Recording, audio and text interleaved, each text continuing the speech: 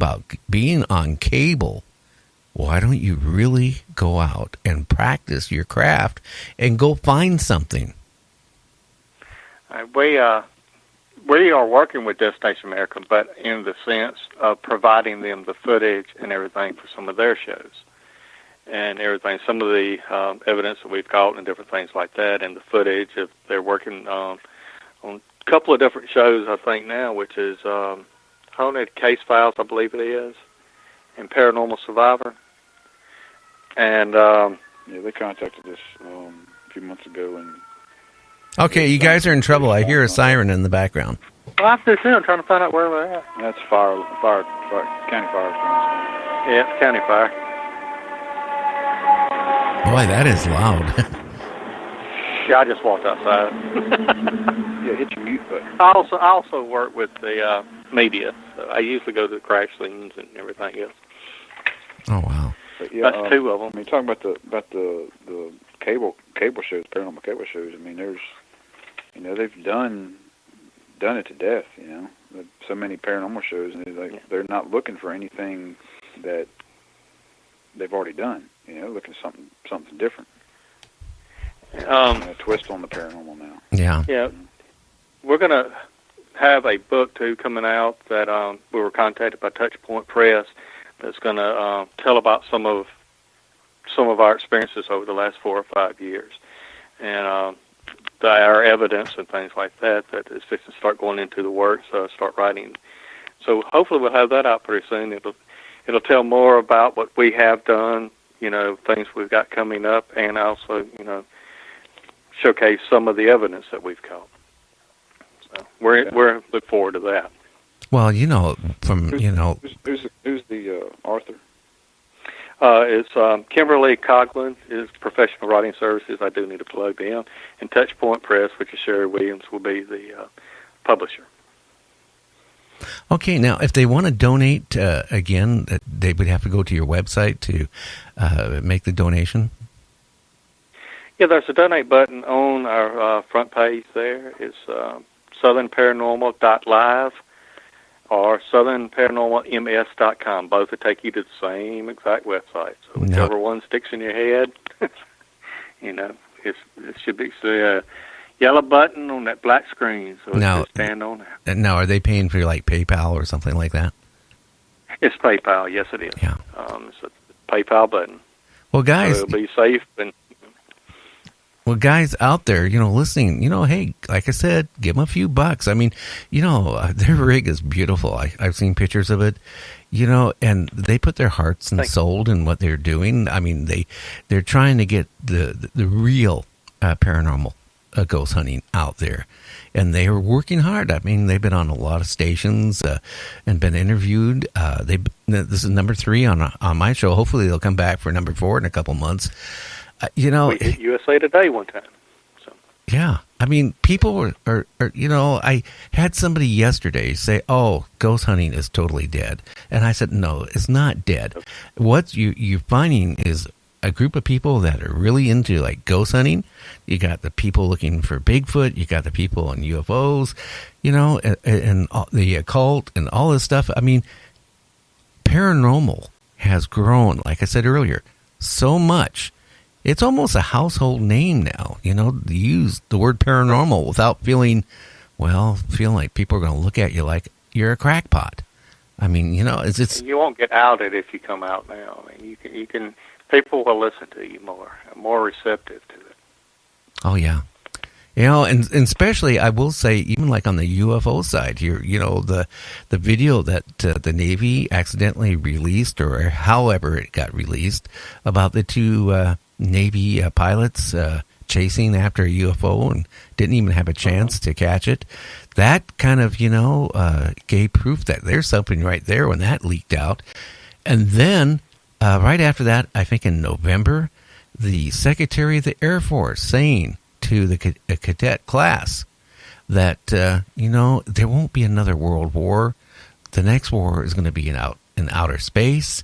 And then you have things like Trump a couple months ago saying, hey, I think we need to create a space force. People thought he was joking. Now look what happened. So it's is UFOs paranormal? Yeah, anything that you can't prove, and if strange things happen, I classify that as paranormal. And I think it's now coming out more and more. Yeah, I definitely agree. I mean, more folks. I mean, it's almost mainstream now. Where before, you didn't see you saw very little information on it. So. Oh yeah. I mean, the way the internet and everything is now, I mean, you got vast information available to you now that you didn't when we were growing up. And of course, not everything on the internet's real. Not everything on the internet's truth. And you got to really dig for stuff, and well, I take one person's word for it. I get a lot of people sending me pictures of either ghost or Bigfoot or UFOs. Now, again, I was in photography, like I told you guys, and I was one of the first people to get Photoshop before it even came out to the public. They gave it to a select amount of photographers. We had a major lab at our store, to work out the bugs on it and give feedback while they were, working on it. I became really good, using Photoshop. I mean, really good. But now I look at these pictures like, oh, there's a Bigfoot in the bushes. I look at it and go, okay, that's a Bigfoot, okay. Or that's a UFO. Well, no, I guess that's a UFO to you. But people are really good. I mean, I guess they enjoy trying to debunk it in their own way by putting false stuff out. And there's a lot of it. Go on Facebook. 99.9% of those ghost pictures or Bigfoot pictures or UFO pictures are, fake as a $3 bill.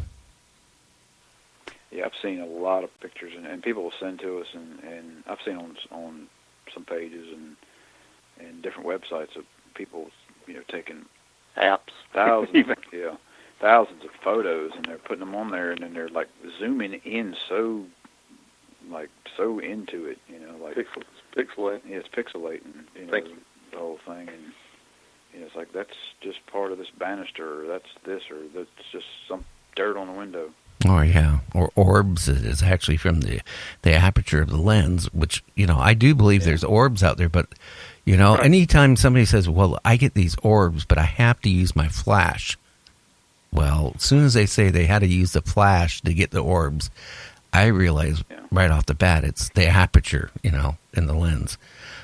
But like for instance, though, at Donald, when we were at the jail the time before, he was standing there, and there was a light that shot straight up out of his back and straight to the ceiling. Just straight up. You're not going to see dust orbs or anything do that. When you're dealing with that stuff, let's see, there was Hell's Bar Dam. Jeff and Vicki Holder run that place down, a really good place to go to. Looking through one of the shadow cams, and there's so much dust in that place. It's an old dam, and the tunnels in there. It's a lot of dust on the floor and dirt. So when you walk through it, you're going to stir that stuff up. Also too though, we had the SLS camera running on one of them, and we caught a orb type that was a different heat sensitive than the other parts of it that came out almost like we chased it out of the tunnels. That was a dead-end tunnel also. Yeah. That same dead-end tunnel, which I think they've opened up now, if I recall. I was looking, we had the camera set up down the tunnel shooting toward the opening of that dead-end tunnel. And at one point in time, it looks like something looks around the corner and just ahead and darts itself back in. Just a split second. It's like, oh my gosh. And it's the crossroads. It's at the crossroads. If anybody's familiar with Hell's Bar. Hell's Bar, it's a crossroads is what we called it at. Wow. Have you guys, I think I already asked that, but have you ever gotten, maybe not scared, but nervous? There's always times that your senses are always heightened, and any little thing can, be amplified 100 times over, Marty's Blues Cafe in Philadelphia, Mississippi is one where I was upstairs in this area where they had saw an apparition, and I did an EVP session up there by myself, which we had already caught some good stuff in that location through the night. And I was up there I was like, come on, if there's a spirit here, let me know you're here. Make a noise, bang on the wall or something. And like 2 seconds later, I heard this knock on the wall, and it startled me. It was like that first instance, like you hear that and you're like, oh, I was like, no, I'm staying right here because that's what I asked for. Thank you very much. Now I'll do it again. You're walking right through a hallway by yourself, pitch black. It's supposed to be a place where attacks on the living occurs. You got your radio on your side you forgot about, and someone calls you on that radio. Yeah, that happens quite a bit. Well, especially and it's wide open, yeah. Yeah, and especially if you're getting tired too. I mean, that would really wake you up. Doyle has this thing. I remember Yoakum Hospital the first time we were there. We were trying to get. We got turned around up in the top floor and trying to get back out, and we went down this one stairwell, and it led to basically a dead end outside. So we're coming back up the stairs, and we're recording. We got the video recorder going and all that, and then just hear this loud door, bam.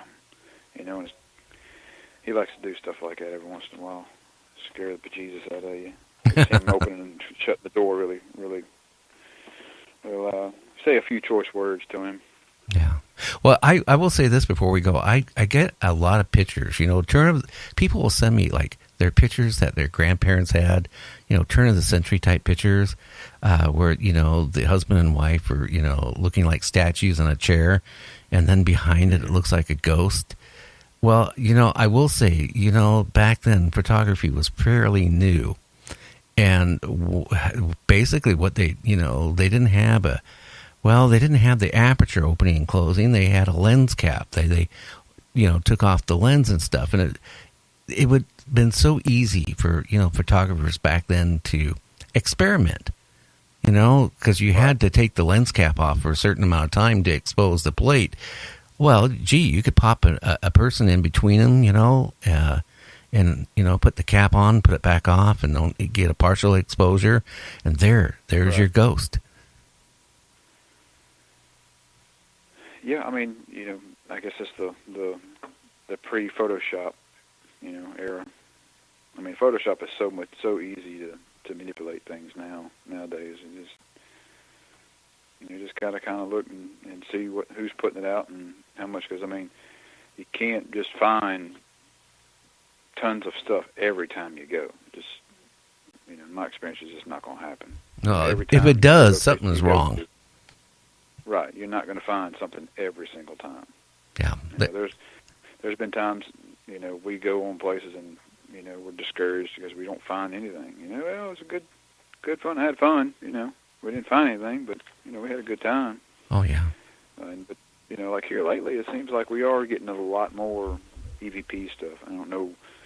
I can't quite explain why that is. Maybe it's because we've been to a few locations that really didn't net anything, and we're going back to locations where we had really good stuff, and we're getting more stuff from the same locations. That's possible, or you're more in tune to yourself, and that could maybe bring it where it happens. But anyway, our time's almost up. I'm going to say one thing, guys. If you're looking to marry these online marriages where you can marry a Russian girl and you get those pictures, don't send them the money to come to the United States and get married. I will say this real quick story. I had a friend do that. The girl sent him all these beautiful pictures. She was a knockout. Well, I hate to say it, when she got here, she didn't look anything like the pictures. They were so manipulated, in Photoshop. So, yeah, that's how good Photoshop is. Wow. Okay. Yeah. So that might be up Doyle's alley. I'm already married, so. Yeah. My whole story on that is that people like to manipulate. So, I mean, sometimes when you see these ghost pictures or Bigfoot pictures, they're not real. I mean, that's very easy to fake it nowadays, and take an image. Caution. Yeah. Well, You guys, gotta watch it on Facebook. You get 50